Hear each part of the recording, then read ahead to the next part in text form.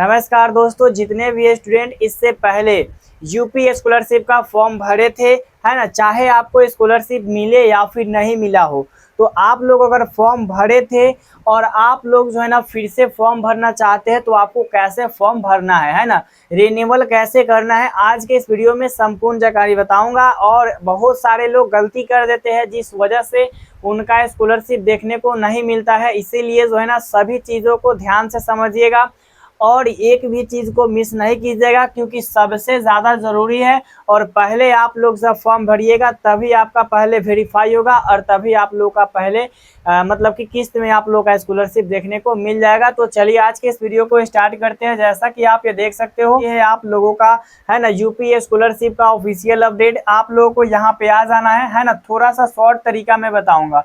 और वहाँ पे आपको जो है ना ये आपको चीज़ दिख रहा होगा स्टूडेंट का, है ना, यहाँ पे आप लोगों को जो है क्लिक करना है। जैसे आप क्लिक कीजिएगा तो आपको जो है ना 3 तरीका का यहाँ पे देखने को मिल जाएगा ऑप्शन।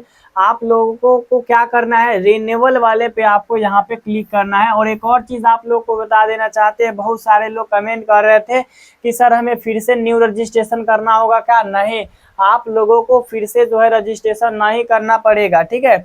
और यहाँ पे फिर हम बात करते हैं कि इसमें जब आप क्लिक कीजिएगा रिन्यूअल वाले में, तब आपको यहाँ पे 1 2 3 4 ऑप्शन देखने को मिलेगा। सबसे पहले यहाँ पे देख सकते हो पोस्ट मैट्रिक स्टूडेंट जितने भी, है ना, प्री मैट्रिक स्टूडेंट जितने भी स्टूडेंट 9th एंड 10th के हैं वो ये वाले को सेलेक्ट करेंगे। और पोस्ट मैट्रिक जो 11th है ना, 11th और 12th होंगे वो पोस्ट मैट्रिक को सिलेक्ट करेंगे।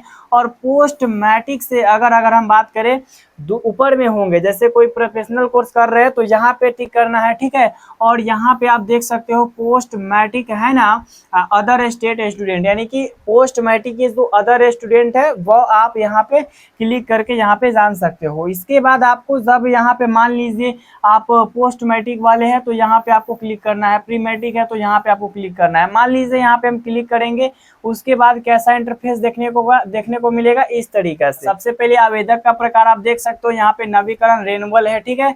उसके बाद पाठ्यक्रम का प्रकार यहाँ पे दासमोतर आप देख सकते हो, है ना, पोस्ट मैट्रिक अदर देन।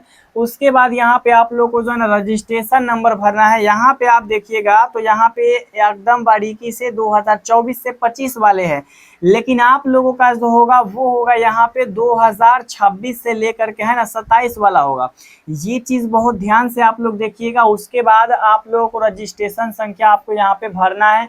उसके बाद OTR नंबर, यानी कि OTR कैसे किया जाता है, ये अगर आपको पता नहीं है या फिर नहीं किए हो जाके सर्च कर लीजिएगा, या फिर हमारा भी वीडियो देख करके आप यहाँ से OTR कैसे करना है वो जान सकते हो।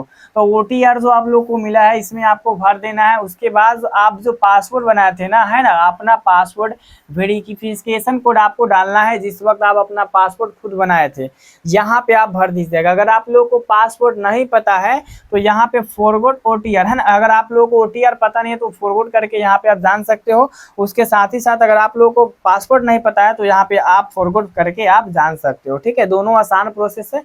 एक साइड यहाँ पे दिया है फॉरवर्ड OTR, है ना, 1 टाइम रजिस्ट्रेशन, और यहाँ पे अगर हम बात करें पासपोर्ट इस साइड है। तो जो अगर आप लोगों को याद नहीं है वो आप यहाँ पे फॉरगेट करके मतलब आप चेक कर सकते हो, ठीक है। उसके बाद यहाँ पे आप देख सकते हो कैप्चा कोड, ये आपको देख करके यहाँ फिलअप करके उसके बाद सबमिट पे आपको क्लिक करना है।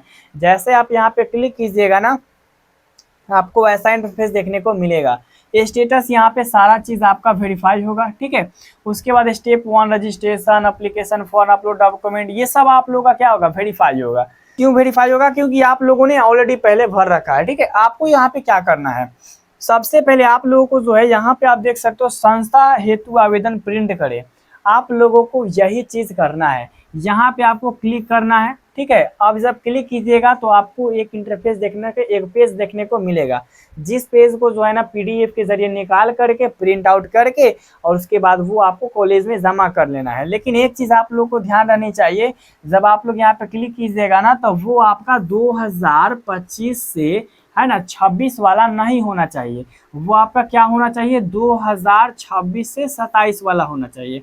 उसके बाद आप लोगों का कॉलेज वाले का काम यहाँ पे स्टार्ट यहाँ से होता है। तो ये चीज़ आप लोग सही तरीके से कीजिएगा, आपका स्कॉलरशिप 100% मिलेगा।